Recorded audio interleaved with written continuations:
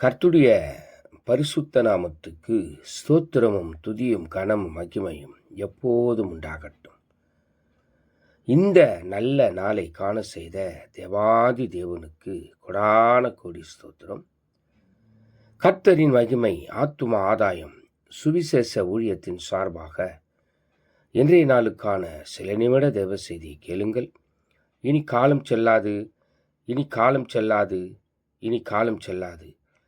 என் ஆண்டவராய் இயேசு கிறிஸ்து வரப்போகிறார். ஆயத்தமாயிருங்கள், ஆயத்தமாயிருங்கள். அநேகரை ஆயத்தப்படுத்தி ஆண்டவர் பக்கமாய் திருப்புங்கள். பக்கத்துணையாய் பக்கத்திலேயே கர்த்தர் உங்களோடு கூட இருப்பார். ஆமேன். விசேஷமாக சங்கீதம் 128 சங்கீதம் 2 வசனம். உன் கைகளின் பிரயாசத்தை நீ சாப்பிடுவாய், உனக்கு பாக்கியமும் நன்மையும் உண்டாயிருக்கும் என்று சொல்லி. பிரியமான தேவச்சனமே, இந்த நாள் முழுவதும் கர்த்தருடைய கிருபை மேலே இருக்கும். பாக்கியமும் நன்மையும் உங்களை தொடரும். உங்கள் கையின் பிரயாசத்தை நீங்கள் சாப்பிடுவீர்கள். கர்த்தருடைய மகிமையும் வல்லமையும் உங்களை பின்தொடரும். தேவ மகிமையும் தேவ ஆளுகையும் உங்களை ஆண்டு கொள்ளும். நன்மையான எந்த ஈவும் பூரணமான எந்த வரமும் பரத்திலிருந்து உண்டாக்கி ஜோதிகளின் பிதாவிடத்தில் இறங்கி வரும்.